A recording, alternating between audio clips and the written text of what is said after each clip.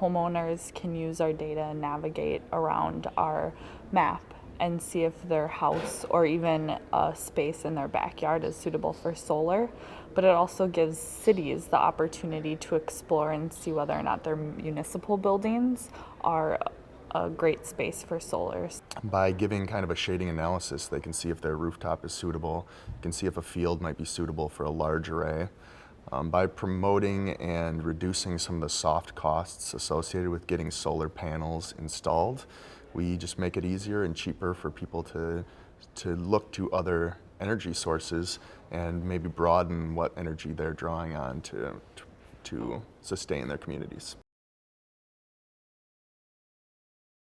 I think one of the important parts is the word resilience, and resilience to me really has two meanings. There's the proactive side and there's the reactive side. So proactively, being climate resilient would be preparing for natural disasters, having preventative measures in place, plans, things along those lines. Whereas reactive allows us to respond quickly. We have the data, we have the information to make good decisions rapidly and deploy them as needed. I think part of being resilient is having a variety of, in the context of power management or power generation, is having a variety of power sources. And part of what our solar suitability app does is it shows where good locations would be for solar installations. So in Minnesota, we have a lot of coal-fired power plants, and we also have a lot of trees, and during a storm, those can go down.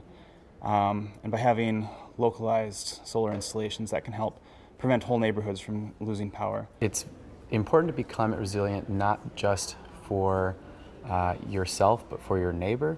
And I know that the focus of our app a lot of times is individual solar resources and promoting solar for homeowners, but because the data is an entire layer and it's publicly available, we're hoping that local communities can use it to plan their comprehensive plans, economic development, zoning, policies, things like that, so that the entire community can be resilient. I think it's really important. It's kind of the whole entire app. So, mapping's kind of interactive at its core. So it allows people to kind of participate in the process of installing solar panels and kind of, changing the future of energy use and stuff like that. Mapping is important for everything, but it's particularly important for climate resilience because maps allow us to visualize data, and the average end user is often not able to look at data and make heads or tails of it because it's not human readable. But when you map it, it makes a picture, it's nice, it's out there, it's visualized, it's great for people to see, and you can make better decisions when you can see something because we're visual people. So the data we processed is only for Minnesota.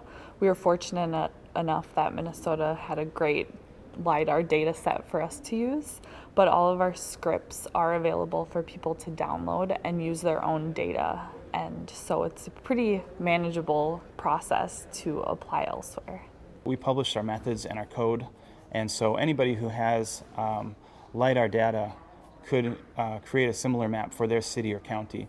And a lot of times that's what people are going to want to focus on, is a city or county. So they can take our code, take their data, and produce a similar map and use it in their own analysis. There are several students that are going to continue to develop it and look at ways that we can make it more useful for communities and individual homeowners, and just get it into the hands of the people that want to use it and can benefit from the data.